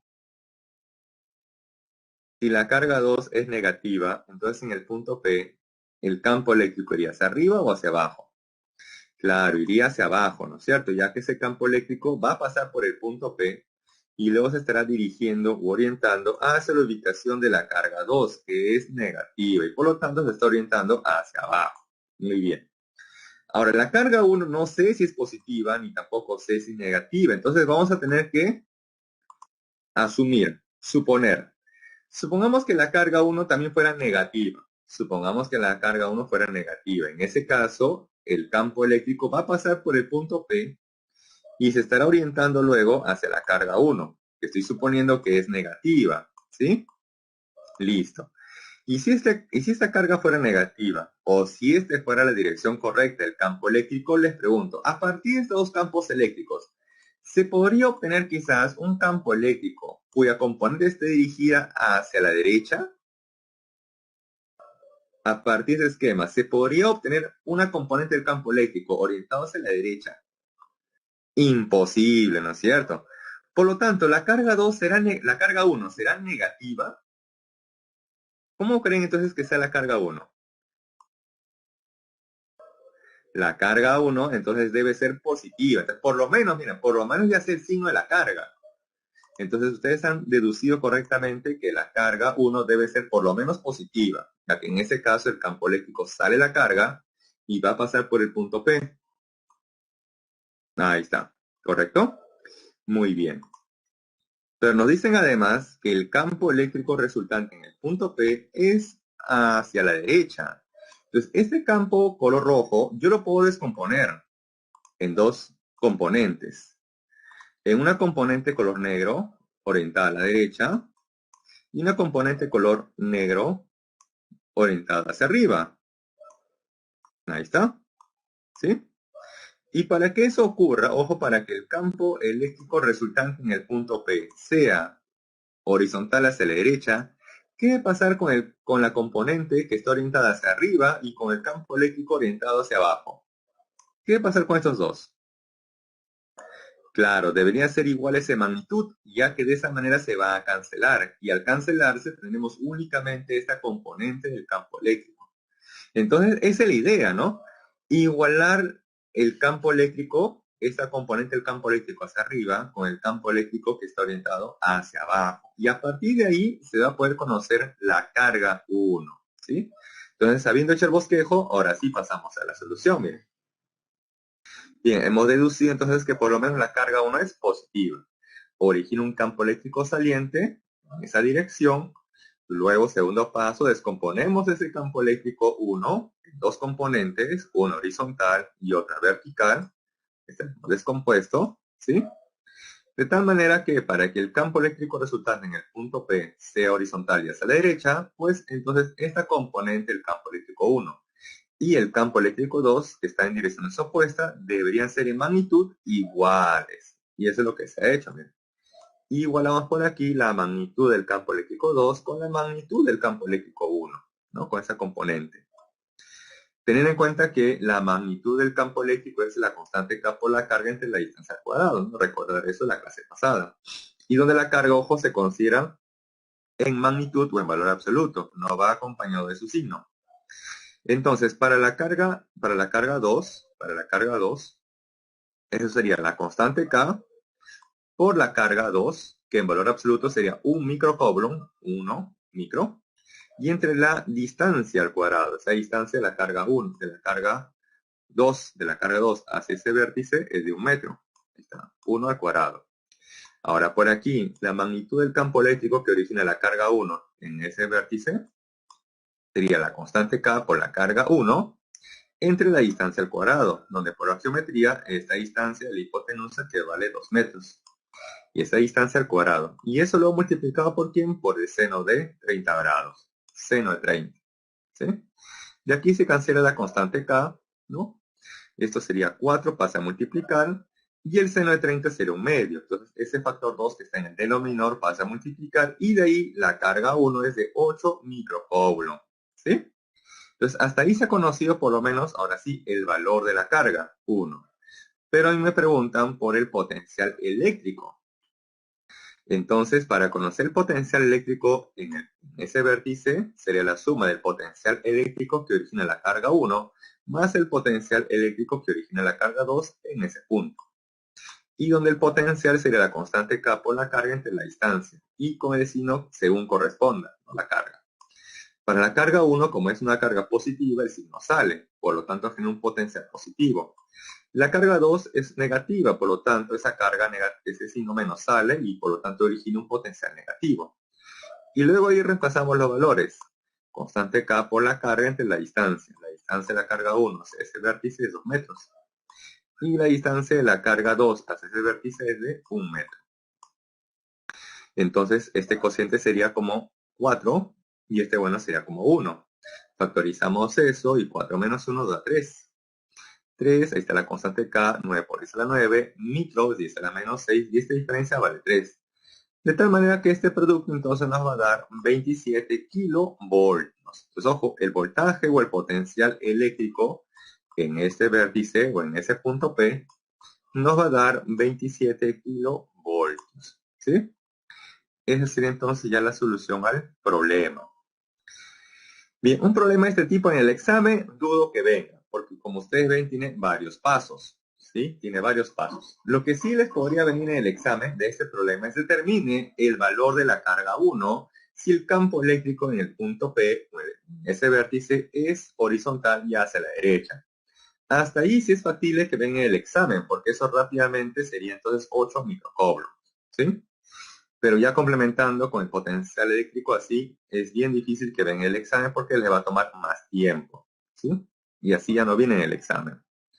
Pero de todas maneras hay que tenerlo presente para tener en cuenta, ¿no? Cómo se resuelve este tipo de problemas. Bien, si no hubiera consultas, pasamos al siguiente, número 3. Dice, la figura muestra dos partículas cargadas en posiciones fijas.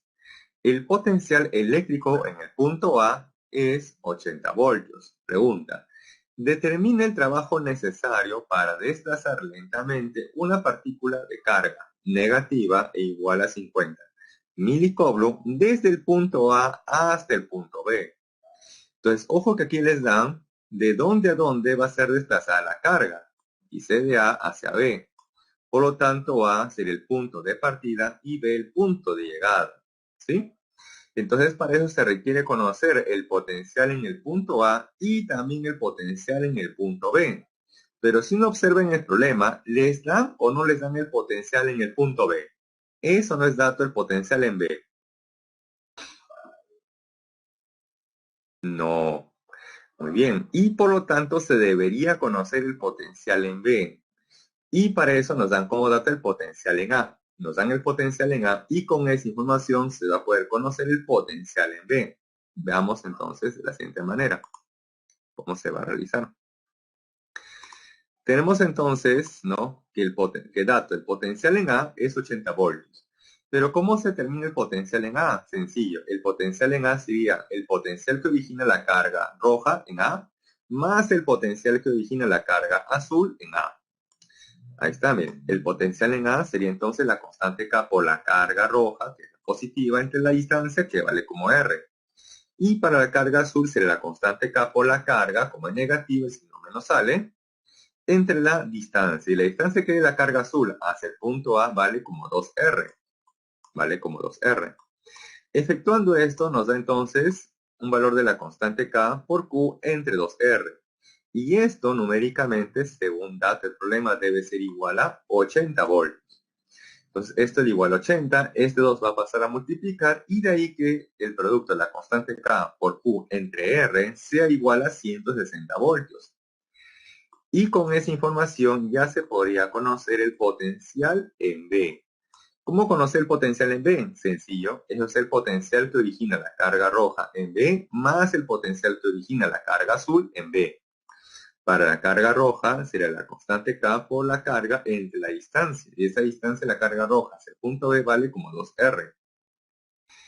Más el potencial que origina la carga azul, que es la constante K por la carga que es negativa, ese signo menos sale, y entre la distancia, que vale como R. Efectuando esto nos da como menos K por Q entre 2R. Pero como se sabe que K por Q entre R es 160, entonces esto entre 2 nos va a salir un potencial igual a menos 80 voltios.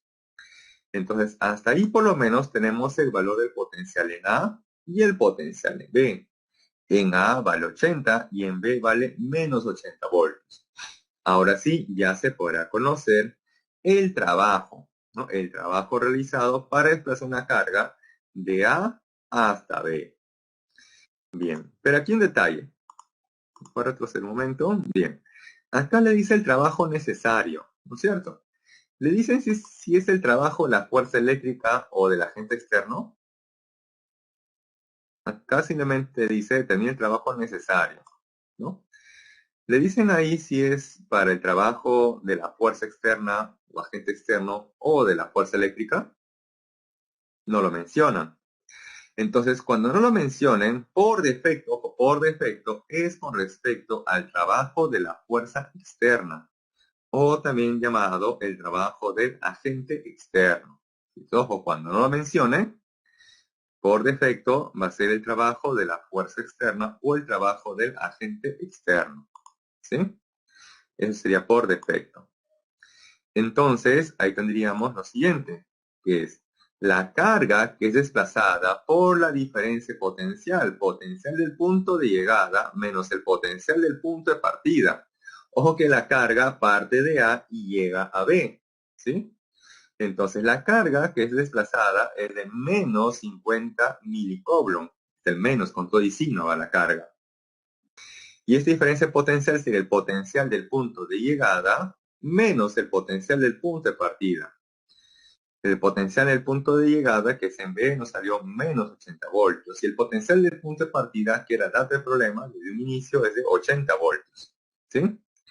Y 80 menos más 80, eso sería entonces menos 160 voltios. Luego ahí multiplicamos entonces menos 50 mili por menos 160 y ese producto nos va a dar entonces 8 joules. ¿Sí? Y ese sería entonces el trabajo del agente externo o de la fuerza externa para desplazar la carga desde A hasta B. ¿Sí? Bien, entonces, ojo. Allá, ese signo menos va adelante cuando les pregunten por el trabajo de la fuerza eléctrica o el trabajo del campo eléctrico. Ahí sí va el signo menos adelante. Si gustan, retrocedo. A ver, retrocedo un momento.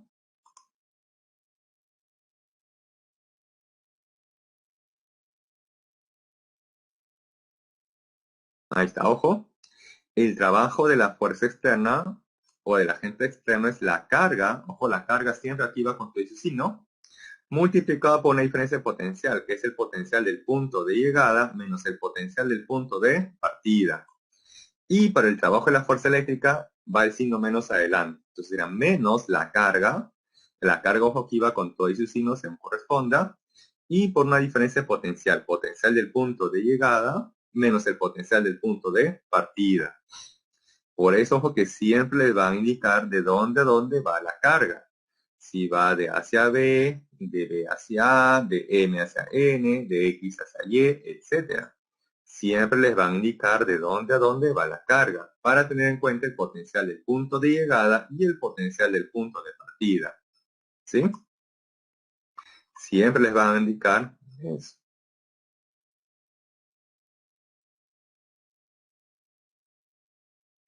¿Esta diapositiva es de Jennifer? ¿Sí?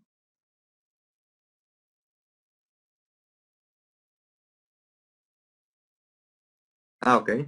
Ok.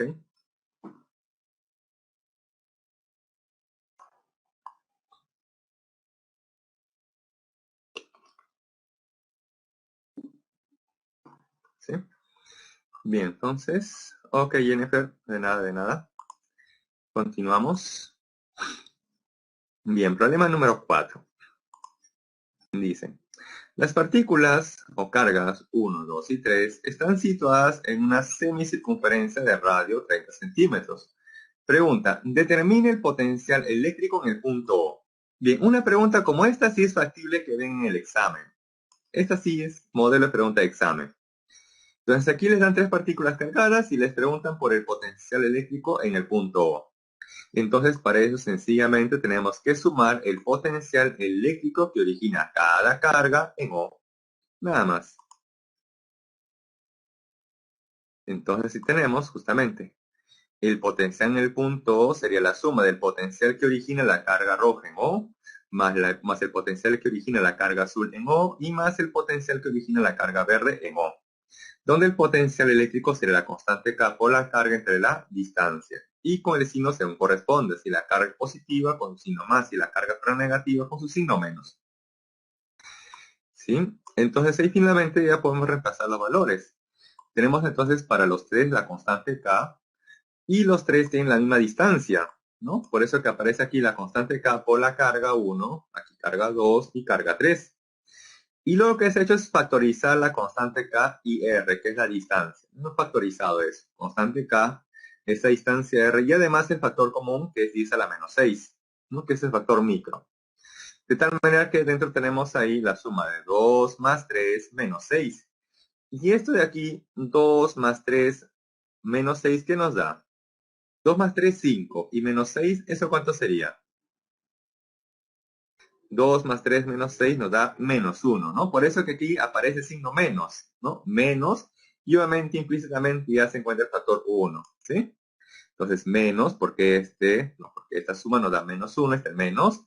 ¿Quién? La constante K, que es 9 por 10 a la 9, por el factor 10 a la menos 6, que es el factor micro, y entre la distancia, que según el problema es de 30 centímetros, en metros 0,3 o 3 por 10 a la menos 1. Y operando esto finalmente nos da, obtenemos un potencial eléctrico en el punto igual a menos 30 kilovoltios. ¿Sí? Un problema de este tipo sí es factible que ven en el examen, porque como ustedes ven los valores son fácilmente, ¿no?, cancelables o que se pueden operar fácilmente. ¿Sí? Entonces un problema de este tipo es modelo de examen. Sobre todo porque hay tres partículas cargadas, ¿no? Muy fácil sería para dos, un poquito de dificultad le ponen para tres. ¿Sí? Bien, si no hubiera consultas o dudas, continuamos. Problema 5. Bien, dice, la figura muestra el esquema de un campo eléctrico uniforme y tres superficies equipotenciales, en este caso M, A y N. Y las magnitudes para el potencial en M es 60 voltios. En A no se sabe y el potencial en N es 20 voltios.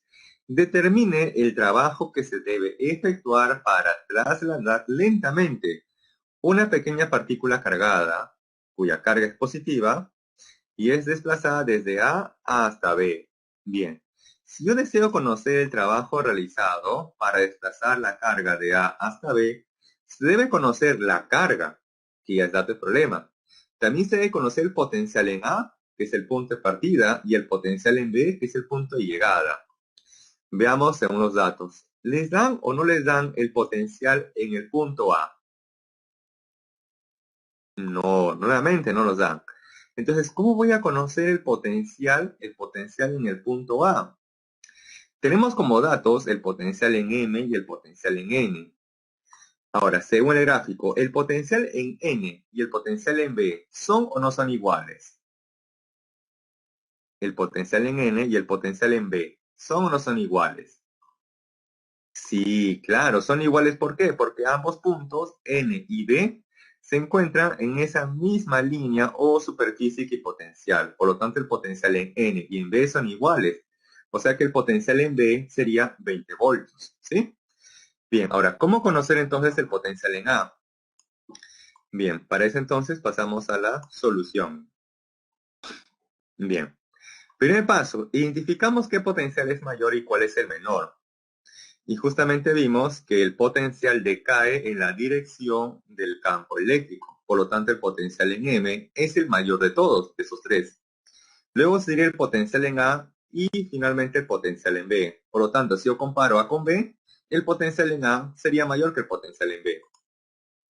¿no? Por eso que aparece. El potencial en A es mayor que el potencial en B. Entonces tenemos aquí el potencial mayor menos el potencial menor es igual a ¿quién? Es igual a ¿quién? Al producto de la magnitud del campo eléctrico por la distancia de separación entre esos dos potenciales A y B, que en este caso vale como B minúscula. ¿Sí? Ahora, si yo comparo entre M y A, el potencial en M es mayor que el potencial en A. ¿No? Es mayor.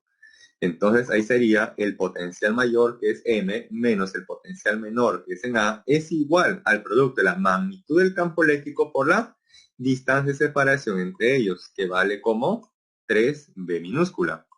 ¿Sí? Y comparando entre A y N, finalmente, entre A y N, ¿no? Entre A y N sería el potencial mayor menos el potencial menor es igual al producto de la magnitud del campo eléctrico por la distancia, que vale como B. Ahora, ¿qué se puede hacer con estas ecuaciones? Esta diferencia potencial, M menos A y A menos N. Ahí lo que me conviene es hacer un cociente, una división, ¿no? Un cociente o una división, ¿correcto? Entonces dividimos y automáticamente se va a cancelar el campo eléctrico. Se cancela el campo eléctrico. También se va a cancelar B. Y luego tenemos ahí que este cociente es igual a ¿quién? A 3. ¿No? Este cociente va a ser igual a 3. Este cociente igual a 3. Entonces tenemos ahí 60 menos el potencial en A, entre el potencial en A menos 20, ese cociente es igual a 3. Luego lo va a pasar a multiplicar y de ahí operando tenemos que el potencial en A es igual a 30 voltios. Es igual a 30 voltios. Y hemos notado también que el potencial en N y en B son iguales porque ambos están en una misma línea o superficie equipotencial. Y conociendo el potencial en A y el potencial en B, ya se podría conocer el trabajo, ya que el trabajo de la fuerza externa o del agente externo sería la carga que es desplazada, por la diferencia potencial, donde esa diferencia potencial es el potencial del punto de llegada menos el potencial del punto de partida. O sea, el potencial en B menos el potencial en A. El potencial en B o en N es igual a 20 voltios y el potencial en A es 30 voltios. ¿Sí?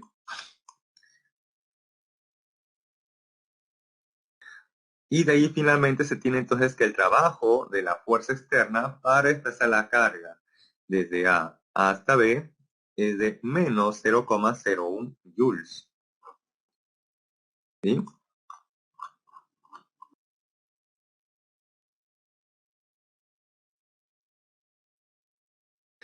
Claro, van a ser ojo o van a estar en proporción. Porque ojo, hay que tener presente que este campo eléctrico es homogéneo o uniforme, ¿no? Entonces ustedes pueden plantear lo siguiente. Hemos visto nosotros que la diferencia potencial mayor, un ratito, voy a borrar eso, mejor así. A ver, de esta manera, el potencial mejor con el minúscula ojo, potencial mayor, menos el potencial menor con el minúscula, es igual al producto de la magnitud del campo eléctrico por la distancia de separación entre ellos. ¿Sí? Entonces, si yo hago este cociente, si esta distancia va a pasar a dividir, si esa distancia pasa a dividir, tenemos lo siguiente, que la magnitud del campo eléctrico es igual a ¿quién? A la diferencia del potencial mayor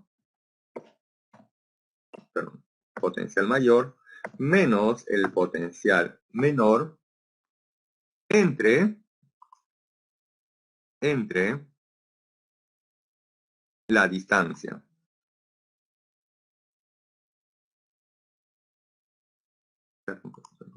Entre la distancia.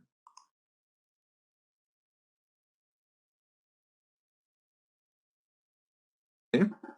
Entonces ustedes pueden hacer lo siguiente, miren, ponen así el potencial en M, ¿no?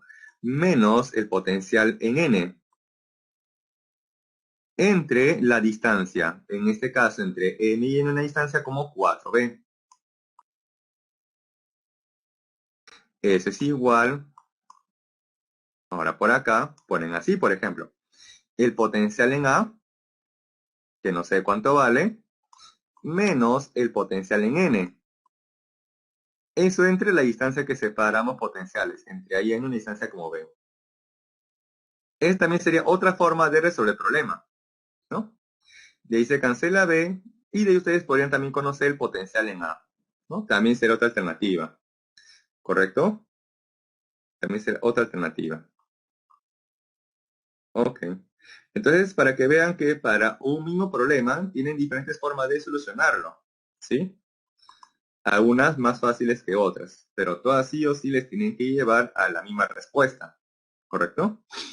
Bien. Si no hubiera más consultas o dudas, pasamos al siguiente problema.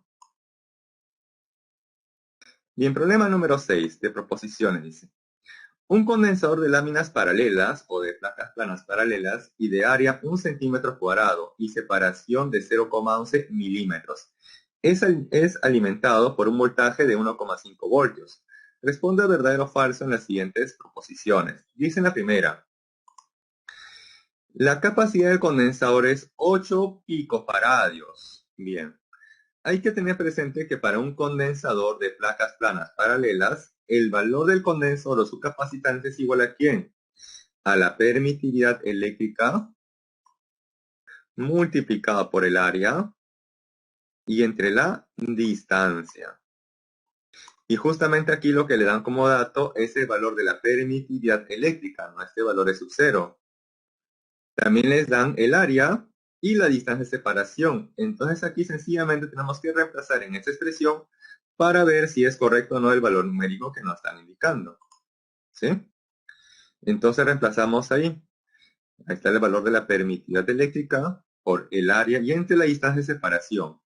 Y eso nos da 8 por 10 a la menos 12 y en unidad de faradio. Y ustedes recuerdan bien de la primera semana de química, 10 a la menos 12, eso no es el factor pico. 10 a la menos 12, eso no es el factor pico. Porque ustedes han visto que quizás en el curso de química, primera semana, ¿no? Micro, ¿no? Mili, micro, lo nano, pico, femto, etcétera, ¿no es cierto? En este caso, el factor 10 a la menos 12, eso no el pico.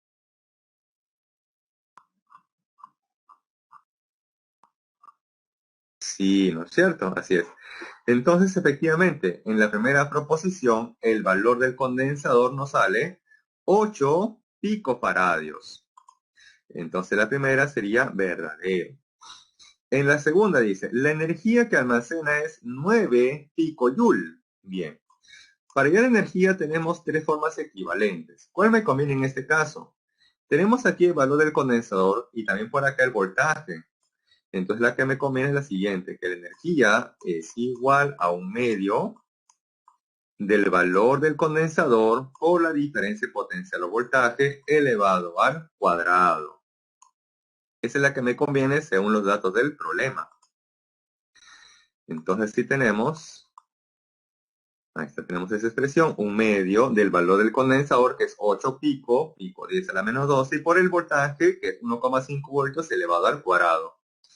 Y efectuando esto, obtenemos que esa energía es de 9 por 10 a la menos 12 joule, o sea, 9 pico joule. Y por lo tanto, la segunda también sería verdadero.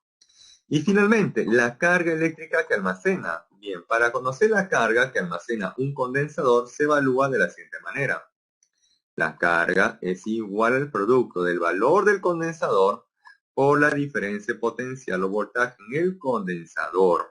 ¿Sí? Entonces aquí tenemos que multiplicar 8, ¿no? El valor del condensador, 8 picofaradios, por el voltaje en ese condensador, que es 1,5 voltios. A ver, multiplicamos entonces aquí el valor del condensador, 8 picofaradios, por el voltaje en el condensador, que es 1,5 voltios, y eso nos da justamente 12 por 10 a la menos 12 coulomb, o 12 picocoulomb. Y por lo tanto la tercera también sería verdadero. O sea que en esta oportunidad las tres proposiciones son verdaderas. ¿Sí? Las tres proposiciones serían entonces verdaderas. ¿Correcto? ¿Sí? Bien. Problema número 7. Bien, dice. La figura muestra un diagrama de condensadores conectados entre sí.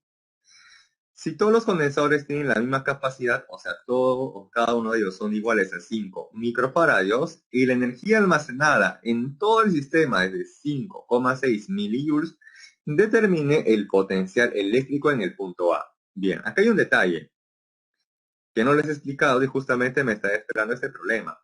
¿Sí? Veamos. Si ustedes le preguntaran, determine la energía del circuito del sistema o la carga total del circuito del sistema, ¿quién almacena toda la carga o toda la energía del circuito o del sistema? Bien, quien almacena, ojo, quien almacena toda la carga o toda la energía de ese circuito del sistema es el condensador equivalente.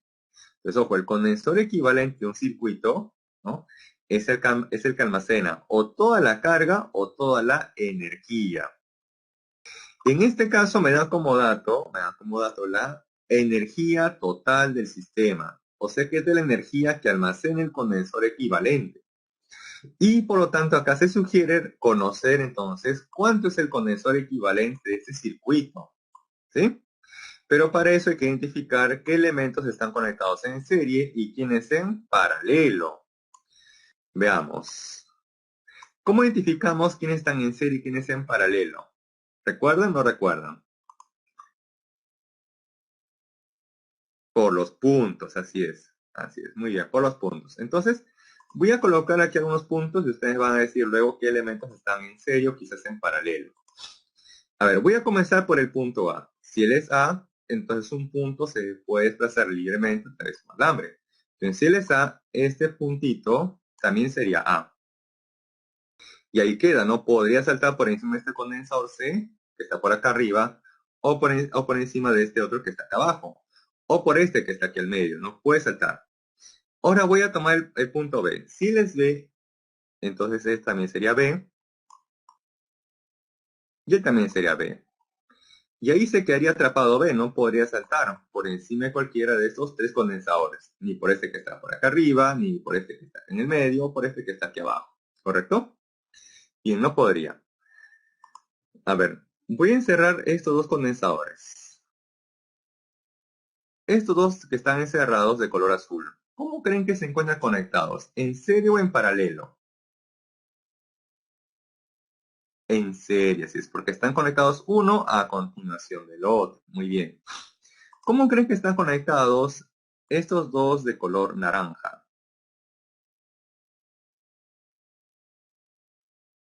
También están en serie, muy bien. Perfecto. Están conectados, ojo, los de azul y los de naranja en serie. Y si yo los retiro y coloco en su lugar a su equivalente, ese equivalente, ¿dónde debe estar conectado?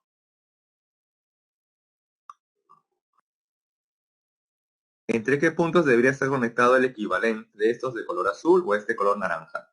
Entre A y B, muy bien. Ahora, ¿quiénes más están en serie o son los únicos que están en serie? A ver, entonces hemos visto que el punto A o B no puede saltar. Entonces aquí voy a complementar con otros puntos. ¿Sí? Voy a complementar. Por ejemplo, aquí que es el punto M. Y M no puede saltar. Entonces aquí otro punto que sea, por ejemplo, N. N, ¿correcto? Punto N.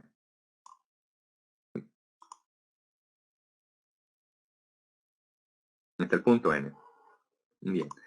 Ahora, ¿cómo creen que se encuentran conectados entre los puntos M y N estos dos condensadores que estoy encerrando de color verde?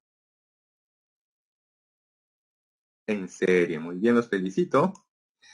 Y estos que están encerrados de color violeta. También están en serie, perfecto. ¿Y dónde creen que voy a conectar el equivalente de estos dos que están encerrados en verde y en violeta? Entre M y N, perfecto, muy bien. Ahora, como están en serie, ¿cómo se va a conocer el equivalente? Ya sea del azul, verde, violeta o naranja. ¿Con la suma o suma de las inversas? Suma de las inversas, ¿no es cierto? Entonces ahí tendríamos lo siguiente, ¿ah? Miren, que la inversa del valor del condensador equivalente de cualquiera de esas cuatro que están conectadas en serie sería igual a ¿quién? A la suma de la inversa, o sea, 1 entre C, más la suma de la inversa del otro condensador, que también será 1 entre C. O sea que como aquí tenemos dos fracciones homogéneas, esto sería 2 sobre C, ¿cierto? Uy, no salió bien esa parte.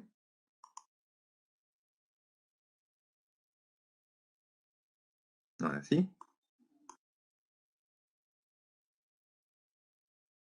O sea que el condensador equivalente de cualquiera de estas tres, de cualquiera de estas cuatro que están conectadas en serie debe ser igual a ¿cuánto?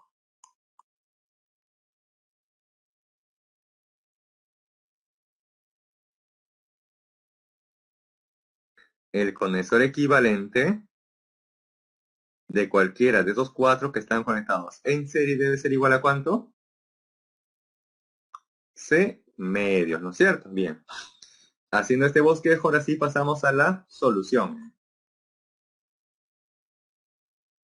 Bueno, aquí tenemos en cuenta que para la conexión serie se plantea esto y aquí es para la conexión paralelo para conocer los equivalentes. Muy bien.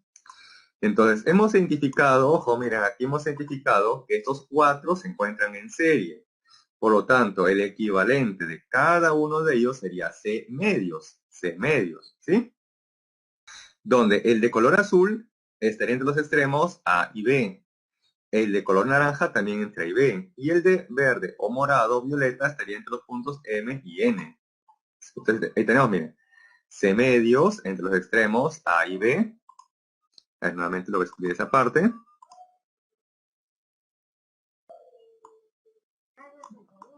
Entre A y B. ¿Sí? Y aquí entre los puntos M y N. Listo, entre M y N. Bien, entonces tenemos esos equivalentes. Ahora, ¿cómo creen que está conectado? ¿Cómo creen que está conectado? Este C medios que está de color rojo, este C medios de color rojo, y este C medios de color violeta. ¿Cómo creen que está conectado? Rojo y violeta. El que está arriba y el que está abajo.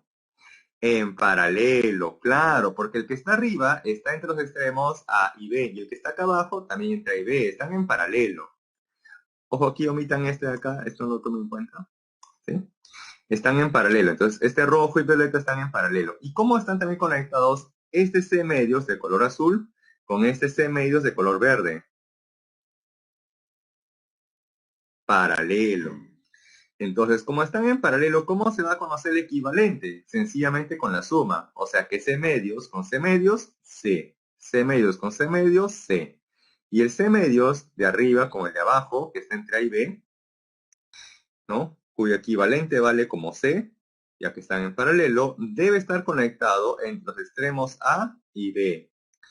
Y este C medios con C medios que están conectados en paralelo, y cuyo equivalente vale como C, debe estar luego conectado entre los puntos M y N.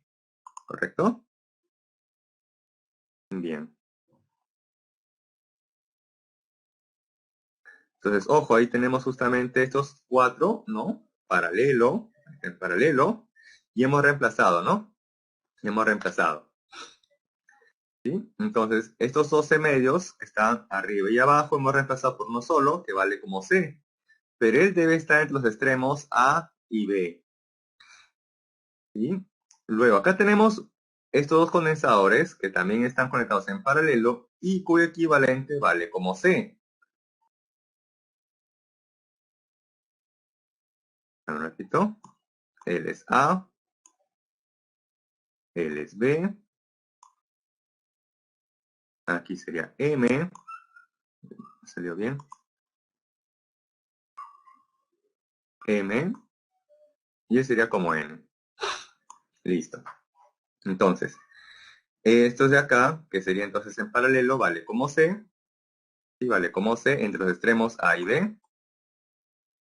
Ahí está. Luego por acá tenemos el punto intermedio, que es M, y por acá el punto N.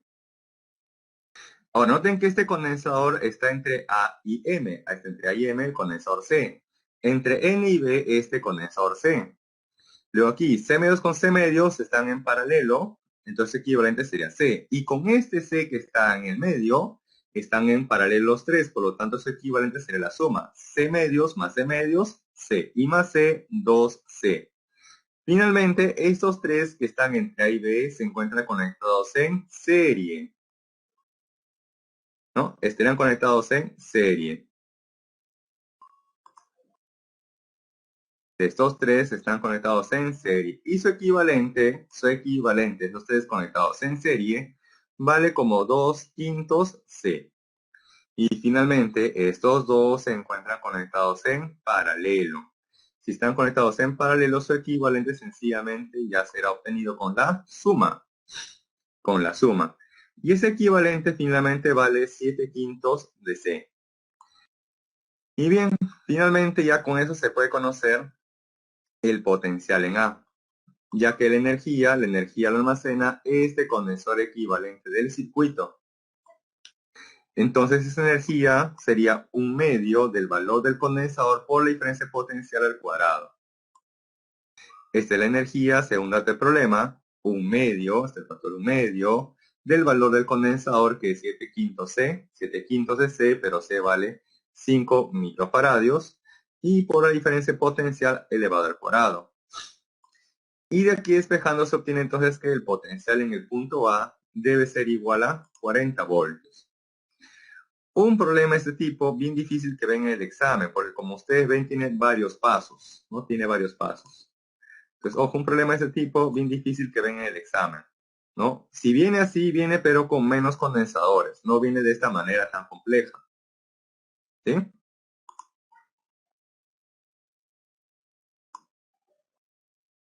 Bien. Y ya finalmente problema número 8, que también es de proposiciones. Dice, indicar la verdad o falsedad de las siguientes proposiciones. En la primera, la capacidad de un condensador depende de la cantidad de carga que almacena, ¿verdadero o falso? Esa proposición es rápida, porque vimos que la capacidad es igual a ¿quién? La permitividad eléctrica por el área y entre la distancia. O sea que la capacidad del condensador depende de la geometría, no depende de la cantidad de carga o del voltaje. Por lo tanto, la primera sería falso. La segunda dice, la cantidad de carga total que almacena un sistema de dos condensadores idénticos conectados en serie es igual cuando están conectados en paralelo. Dice, en ambos casos conectados a la misma diferencia potencial. Veamos. Veamos. Si tenemos dos condensadores de igual capacidad conectados en serie, entonces su condensador equivalente sería C medios. Pero si tuviéramos dos condensadores de igual valor conectados en paralelo, su equivalente sería la suma, o sea, como 2C. Y como están conectados a la misma diferencia potencial, entonces se podría conocer la cantidad de carga que almacena. Para el que está conectado en serie, sería la carga que está conectada en serie es el producto de C medios por la diferencia potencial. Y para el que está conectado en paralelo, esa carga sería 12 por la diferencia potencial. Y de ahí se observa entonces que la cantidad de carga no va a ser necesariamente la misma. Entonces la segunda sería falso, porque dice acá que es igual, ¿no? Dice en serie es igual que cuando están conectados en paralelo. Y eso sería falso, ¿sí? Luego la tercera, ya para finalizar, dice, la capacidad es una cantidad vectorial. O sea que este valor del condensador es una cantidad vectorial. Dice que él es un vector. Falso también, porque la capacidad del condensador es una cantidad de tipo escalar, no es vectorial, ojo. ¿Sí? Entonces en la tercera tenemos justamente, ¿no?, que la capacidad eléctrica o la capacitancia de un condensador es una magnitud física o una cantidad escalar, es un número, no tiene dirección, ¿correcto? Por lo tanto, las tres proposiciones serían falsas y no habría clave. Por lo tanto, clave E clavé las 3 falsas, ¿sí? Entonces, ojo, en el problema número 8, clave E, todas son falsas. Y bien, ya para finalizar, les dejo entonces la encuesta para que ustedes marquen según cómo hayan percibido la clase. Entonces, total libre elección. Marquen las que ustedes consideren correcta o conveniente.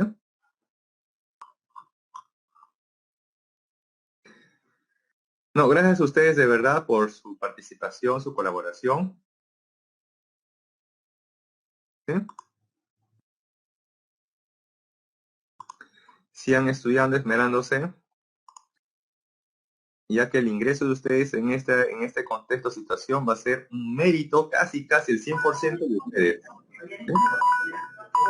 Yo me despido, cuídense, sigan estudiando.